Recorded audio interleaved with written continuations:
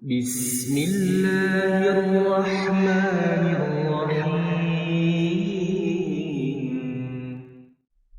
Bismillahirrahmanirrahim. Assalamualaikum warahmatullahi wabarakatuh. Bismillahirrahmanirrahim. Wassalatu wassalamu ala rasulillah wa ala alihi wa sahbihi wa mawalah amma ba'du. Jemaah kaum muslimin rahimanillah wa iyyakum, kita melanjutkan pembahasan kitab Al-Mukhtasarul Mufid fi Ahkamis Siyam wa Adabil Id karya Syekh Khalid Mahmud Al-Juhani hafizahullahu taala. Pertemuan yang lalu kita telah membahas syarat wajib puasa di bulan Ramadan, ada 6, yaitu dukhulu syahr, ya masuknya bulan Ramadan, wal Islam, ya Islam, wal aql, berakal, wal bulugh, ya balik, wal qudratu ala siyam, mampu untuk berpuasa, dan iqamah. Itu 6 syarat wajib seseorang untuk berpuasa di bulan Ramadan. Maka tatkala tidak terpenuhi syarat-syarat di antara syarat-syarat yang telah diwajibkan tadi, maka tidak ada kewajiban untuk berpuasa. Namun pada pertemuan kali ini kita akan membahas mengenai syarat sah, ya, syarat wajib kemarin kita bahas, kemudian kita akan membahas pada pertemuan kali ini adalah syarat sah puasa di bulan Ramadan. Maka apa perbedaan antara syarat wajib dan syarat sah, ya? Syekh menjelaskan, wal farqu baina syurutil wujub wa syurutis sihah an syurutal wujub minallahi subhanahu wa ta'ala lam yujibillah azza wa jalla as-sawma illa ala man tawaffarat fihi syurut, ya. Perbedaan antara syarat wajib dan syarat sah adalah, kalau syarat wajib itu dari Allah Subhanahu wa ta'ala, maka Allah tidak mewajibkan puasa kecuali terpenuhi syarat-syarat tersebut. Tadi syarat wajib. Adapun syarat sah, ya, wa minal mukallaf, dari mukallaf, ya, tidak sah ibadah seseorang kecuali telah terpenuhi syarat-syarat sah, ya. Tidak sah puasa Ramadan apabila kecuali terpenuhi 6 syarat sah. Di antaranya adalah al-Islam. Yang pertama al-Islam, yang kedua al-aql, yang ketiga at-tamyiz, yang keempat niat, ya, yang kelima inqita'u damil haid, ya, terputusnya darah haid, yang keenam inqita'u dami an-nifas, yaitu terputusnya darah nifas. Kita akan jelaskan satu persatu mengenai syarat sah, ya, puasa di bulan Ramadan. Syarat yang pertama adalah al-Islam. Sebagaimana kita sampaikan di pertemuan yang sebelumnya, bahwasanya tidak sah puasa orang kafir, ya.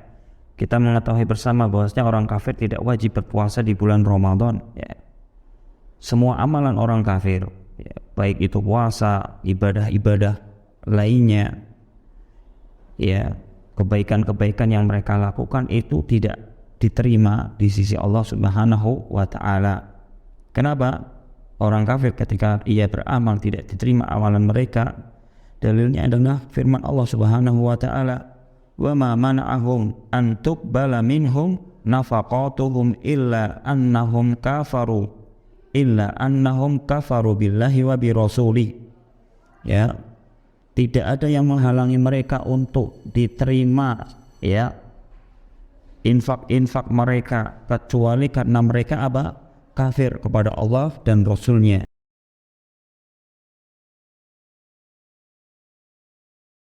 Karena sebuah amalan atau amalan-amalan ibadah itu sah diterima di sisi Allah Subhanahu wa ta'ala karena keimanan. Maka orang kafir, mereka tidak beriman kepada Allah dan Rasulnya. Oleh karenanya mereka tidak diterima dari mereka amalan-amalan mereka. Allah Ta'ala berfirman, walaqad uhiya ilaika, ya, sungguh telah aku wahyukan kepadamu wahai Muhammad sallallahu alaihi wasallam, ya, wa ilal ladzina min qablika, dan kepada orang-orang sebelummu, ya, dari kalangan para nabi dan para rasul, la in asyrakta, ya, jika engkau memalingkan ibadah kepada selain Allah Subhanahu wa taala, la yahbatanna amaluka, ya, amalanmu akan tertolak, tidak diterima amalan tatkala seseorang yang menyerahkan peribadatan kepada selain Allah. Wala takunanna minal khasirin, ya, dan kalian akan menjadi orang-orang yang merugi, ya, di akhirat tidak diberikan balasan, ya, atas amal soleh yang orang kafir kerjakan. Adapun syarat yang kedua adalah al-aql, ya. Tadi kita sudah bahas bahwasanya orang yang tidak berakal atau orang gila, ya, tidak ada kewajiban bagi mereka untuk berpuasa di bulan Ramadan. Ya, kalau seandainya ia berpuasa, maka puasanya tidak sah. Kenapa? Sebagaimana kita sudah bacakan hadis dari Nabi SAW, bahwasanya Nabi SAW bersabda, "Rufi al-qalamu", ya, yaitu pena pembebanan syariat itu diangkat atas 3 orang, yaitu anina imi hatta yastaiqidho, dari orang yang tidur hingga ia bangun kembali, wa anis sobi hatta yahtalima, dari orang atau pemuda atau anak-anak hingga ia mimpi basah, wa anil majnun hatta yaqila, ya, dari orang gila hingga ia berakal kembali. Ya, dari 3 orang ini pena terangkat atau tidak terbebani taklif, ya, pembebanan syariat, ya. Karena orang yang majnun, orang yang gila itu tidak punya maksud untuk berpuasa, tidak pula dia berniat untuk berpuasa.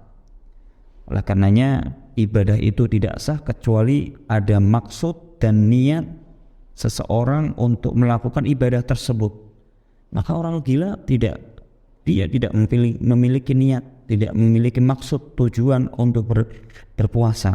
Maka orang yang gila tersebut tidak sah puasanya.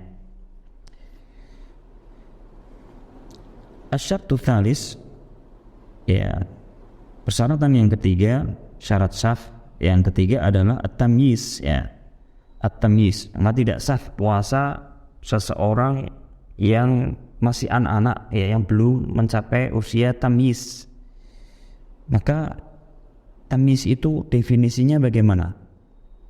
Disebutkan oleh Syekh bahwasanya at-tamyiz huwal ladzi yumayyizu bainal 'adati wal 'ibadati.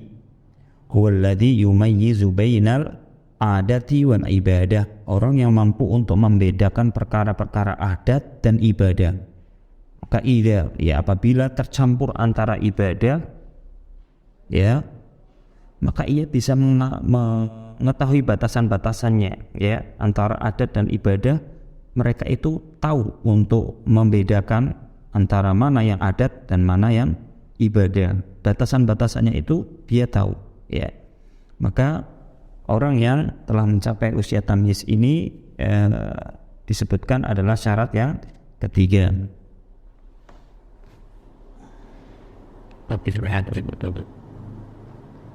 Adapun syarat yang keempat di antara syarat-syarat sah berpuasa adalah niat, ya. Maka tidak sah puasa seseorang kecuali dengan niat. Dan niat itu dimulai sejak kapan? Ya, minal lail, dari lail. Ya, kita katakan bahwasanya niat itu apa? Tempatnya di hati. Maka kapan saja, ya, seorang berniat atau memiliki azam, ya, di dalam hatinya untuk berpuasa di hari besok, maka ia telah melakukan niatnya, ya, dia telah melakukan niatnya untuk berpuasa. Ini sudah mencukupi syarat yang keempat, ya.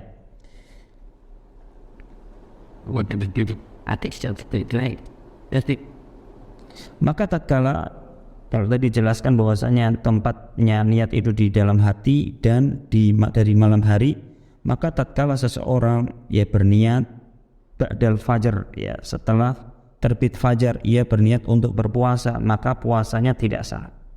Puasanya tidak sah karena ini adalah puasa wajib. Dalilnya bahwasanya puasa tidak sah kecuali dengan niat. Bahwasanya Nabi SAW bersabda, innamal a'malu binniyat, bahwasanya niat itu amalan itu tergantung dengan niatnya, ya. Dan dalil bahwasanya syarat niat itu penetapannya di malam hari, ya, penetapannya di malam hari, karena yang kita maksud di sini adalah niat puasa di bulan Ramadan, ya. Rasul sallallahu alaihi wasallam bersabda, "Man lam yabit as-siyam minal laili fala siyama lahu." Barang siapa yang tidak menetapkan puasanya di malam hari, maka tidak sah puasanya. Tidak sah puasanya atau tidak ada puasa baginya. Tatkala seseorang ia berniat puasa Ramadan setelah fajar, maka puasanya tidak sah. Karena yang dianggap puasa itu tatkala ia berniat di malam hari. Jemaah kaum muslimin rahimanillahu wa iyyakum, kalau seandainya ada seseorang ya makan banyak, ya, sampai ia merasakan kuat untuk berpuasa, maka ini sudah dikatakan bahwasanya ia telah berniat, ya, karena ia makan banyak itu agar mampu untuk berpuasa. Ini sudah dikategorikan bahwasanya ia telah memasang niat di dalam hatinya. Atau ia mengatakan kepada anak-anaknya, "Wahai anak-anakku, bangunkan aku sebelum fajar, ya, agar aku itu bisa minum." Maka inilah yang dimaksud dengan niat, ya, karena seseorang telah memasang niatnya dalam hati sehingga ia mengatakan kepada anak-anaknya agar anak-anaknya membangunkannya sebelum fajar agar ia bisa minum, ya, atau ia makanlah sesuatu yang bisa dimakan atau minum sebelum fajar, ya, maka ia dikategorikan telah berniat, ya. Ada permasalahan yang hendaknya kita pahami bersama, apa hukum orang yang ragu, ya, orang yang ragu dalam niatnya untuk berpuasa wajib, ya, dan ia tidak berazam untuk berpuasa hingga terbitnya fajar. Dia ragu, ya, apakah sudah memasang niat, ya, apa belum. Sementara dia tidak sama sekali dia punya azam untuk berpuasa hingga terbitnya fajar. Maka jawabannya adalah tidak sah puasanya. Karena apa? Dia tidak berniat dan tidak pula berazam, ya, tidak punya maksud untuk berpuasa hingga terbitnya fajar. Tadi sebagaimana tadi kita sampaikan, niat itu di malam hari. Kalau niat itu dipasang atau seseorang berniat puasa di bulan Ramadan setelah terbitnya fajar, maka tidak dianggap ia berpuasa. Sebagaimana tadi hadis yang telah kita sampaikan. Ada permasalahan yang hendaknya kita ketahui bersama, ya. Seandainya seorang mengatakan kalau besok jatuh bulan Ramadan, maka saya akan berpuasa. Jika besok, ya, belum dinyatakan masuknya bulan Ramadan, maka saya tidak akan berpuasa. Maka hukumnya apa? Puasa model seperti ini, ya. Saya mengatakan puasanya sah. Puasanya sah. Kenapa? Karena keraguannya itu dibangun di atas keraguan akan masuknya bulan Ramadan, ya, bukan keraguan berdasarkan niat, ya, karena keraguannya ini dibangun di atas keraguan akan masuknya bulan Ramadan, bukan keraguan dalam hal niat, karena dia sudah berniat kalau masuk bulan Ramadan ya saya puasa, ya, seperti itu. Ada permasalahan yang lain yang hendaknya kita ketahui bersama, apakah setiap hari harus berniat ataukah cukup niat sehari untuk sebulan? Yang benar dari perkataan para ulama bahwasanya setiap hari itu kita harus mendatangkan niat. Kenapa? Karena sehari atau setiap hari itu puasa yang kita lakukan itu adalah ibadah yang terpisah dengan hari-hari yang lainnya. Seandainya puasa orang di hari itu rusak, maka tidak merusak puasa di hari-hari yang lain di bulan Ramadan tersebut. Oleh karenanya puasa di hari itu berbeda dengan puasa di hari-hari yang lainnya di bulan Ramadan, ya, berdiri sendiri. Oleh karenanya harus seseorang itu berniat tiap hari ya selama bulan Ramadan. Maka ahlul ilmi telah bersepakat bahwasanya orang yang berniat puasa setiap malam ya maka puasanya sempurna. Kapan saja tatkala ia berpuasa atau berniat ya di malam hari, di waktu kapan saja sebelum terbitnya fajar, maka sudah mencukupi ia telah berniat untuk berpuasa di esok harinya ya. Baik itu ia berniat di awal malam ataukah di pertengahan malam ataukah di akhir malam, ini berarti ia sudah mencukupi bahwasanya seseorang itu telah berniat untuk puasa di esok hari ya. Sebagaimana kita sampaikan tadi hadis Nabi SAW, man lam yabit asyam minal lail fala siyama lahu. Barang siapa yang tidak berniat di malam hari maka tidak ada puasa baginya ya. Jemaah kaum muslimin rahimanillahu wa iyyakum. Ada pertanyaan penting?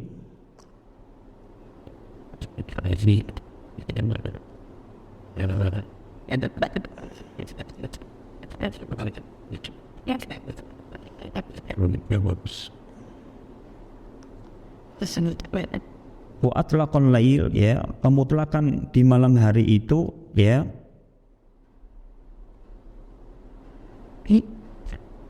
Apakah boleh seseorang ketika ia berpuasa sunnah apakah boleh ia berpuasa atau berniat di siang hari setelah fajar ya, atau ba'da zuhri atau ba'dal asr ya? Apakah boleh, saya ulangi, apakah boleh seseorang berniat ya ba'dal fajar atau ba'dal zuhri atau ba'dal asri ya untuk puasa sunnah? Maka jawabannya adalah na'am ya, yasihu, boleh ya, dan sah puasanya, akan tetapi pahalanya itu sesuai dengan kadar ya yang ia niatkan ketika ia mulai berpuasa ya. Saya ulangi, bahwasanya boleh atau sah puasanya, akan tetapi pahalanya berdasarkan kadar ia berpuasa ya. Tatkala ia memasang niatnya baik di zuhur atau asar ya, ataukah di pertengahan siang ataukah ba'dal fajar, maka itulah kadar pahala dari orang tersebut ya. Karena Nabi SAW bersabda, innamal a'malu binniyati wa innamal likulli imri'in ma nawa ya. Amalan itu tergantung dengan niat, dan niat itu seseorang berdasarkan apa yang ia niatkan ya. Apa dalil bahwasanya sah puasa tatawwu atau puasa sunnah ya dengan memasang niat di siang hari? Dalilnya adalah hadis dari Aisyah radhiyallahu taala anha. Beliau mengatakan, Rasulullah SAW mengatakan kepadaku suatu ketika, ya Aisyah, hal indakum syai', apakah kamu memiliki sesuatu atau makanan ya? Maka Aisyah mengatakan kepada Rasulullah SAW, ma indana syai', kita tidak memiliki sesuatu. Maksudnya apa? Tidak ada makanan sedikit pun.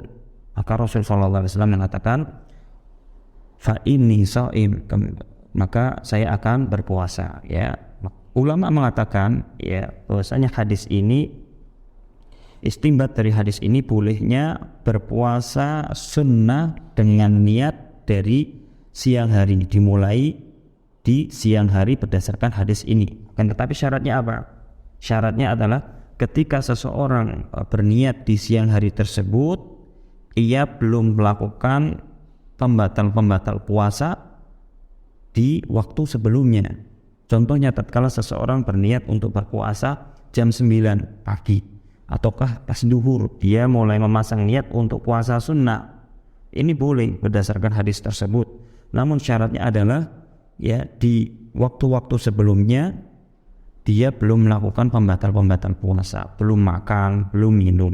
Dari ba'da subuh hingga ia memasang niat itu dia belum melakukan pembatal puasa. Ini sah puasanya karena dia puasa sunnah. Adapun puasa wajib baginya untuk berniat di malam hari sebagaimana yang telah kita sebutkan. Untuk syarat yang kelima di antara syarat-syarat sahnya berpuasa adalah inqita'u damil haid, ya terputusnya darah haid. Maka tidak sah puasa orang yang haid, bahkan diharamkan puasa baginya.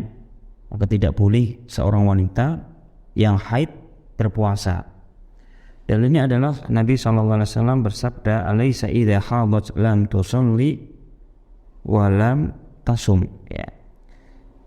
Tidak apa orang yang haid itu tidak sholat dan tidak berpuasa, yaitu seorang yang wanita yang haid, ya tidak ada kewajiban baginya untuk sholat maupun berpuasa. Akan tetapi perlu kita ketahui bersama bahwasanya seorang yang haid tidak ada kewajiban untuk mengqadha sholat, namun ada kewajiban baginya untuk mengqadha puasa, ya.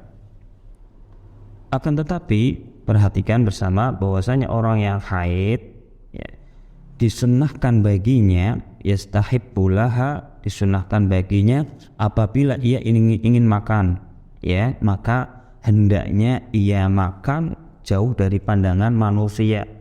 Maksudnya apa? Tatkala ia di rumah misalnya ia haid, ya seorang ibu rumah tangga lah katakanlah, ia karena haid maka dia tidak berpuasa, dia ingin makan, maka harusnya ia menjauhi pandangan dari anak-anaknya, ya agar anak-anaknya tidak melihat tatkala ia makan, karena mereka belum mengetahui, ya kok ibunya makan. Mereka belum mengetahui tentang hukum bahwasanya seseorang diwajibkan atau tidak diwajibkan untuk berpuasa tatkala datang haid, ya. Kemudian syarat yang keenam adalah inqita'u damin nifas, ya terputusnya darah nifas. Ini tidak sah puasa orang yang nifas, ya. Dan nifas ini seperti haid, ya diambil hukumnya seperti hukum seseorang yang tidak diwajibkan bagi ia berpuasa tatkala haid, ya. Dan nifas itu apa yang dimaksud dengan nifas? Saya menjelaskan an-nifasu damu yanzilu qabla al-wiladah bi yaumin aw yaumaini, ya yusahhibuhu talqun ay alamun. Apa yang dimaksud dengan nifas? Darah yang mengalir atau turun sebelum proses persalinan sehari atau 2 hari dengan disertai rasa sakit, ya di bawah zuhar atau punggung. Namun apabila tidak disertai adanya rasa sakit, maka tidak diambil hukum dam nifas, ya tidak diambil hukum dam nifas, ya. Dan waktu maksimal atau aksar kebanyakan waktu nifas itu 40 hari. Ini berdasarkan kalam yang rajih dari para ulama. Namun di sana tidak ada batasan minimalnya, ya. Terkadang seseorang melahirkan tidak turun darah apapun, ya tidak turun darah apapun, tidak keluar darah apapun. Terkadang ya turun dam nifas sepekan, ataukah 3 hari, ataukah sehari, semalam, ataukah 15 hari, ya. Maka tatkala kapan saja terputusnya darah nifas, kemudian seseorang itu suci, telah bersuci, ya, akan tetapi kebanyakannya 40 hari, ya, maka wajib baginya untuk berpuasa di bulan Ramadan. Kapan saja terputus darah haid, ya, maka wajib baginya untuk berpuasa di bulan Ramadan. Terputus darah haid kemudian bersuci, ya. Kemudian ada permasalahan yang perlu kita ketahui bersama. Apabila terputusnya darah haid atau darah nifas, ya, di malam hari, ya, kemudian perempuan tersebut berniat untuk berpuasa, akan tetapi ia belum mandi, atau ia mengakhirkan mandinya setelah fajar, ya, apakah sah puasanya? Maka saya menjawab bahwasanya puasanya sah. Kenapa? Karena Nabi SAW ketika itu beliau mengetahui fajar, telah fajar, sementara beliau dalam keadaan junub. Kemudian beliau mandi, setelah itu beliau berpuasa. Ya, ini dalil sahnya seseorang tatkala terputusnya darah haid atau darah nifas, ya, di malam hari, kemudian ia telah memasang niat, akan tetapi bersucinya setelah fajar, maka sah puasanya berdasarkan hadis Nabi SAW yang telah disebutkan. Karena haid dan nifas itu, ya, satu makna, yaitu termasuk janabah, ya, hadas besar, ya. Kemudian ada permasalahan yang ini kita ketahui bersama.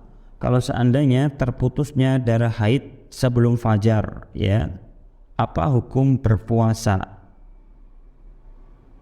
Apakah boleh bagi seseorang untuk berpuasa? Saya ulangi, kalau seandainya terputusnya darah haid sebelum fajar, ya, apakah boleh seseorang wanita tersebut berpuasa?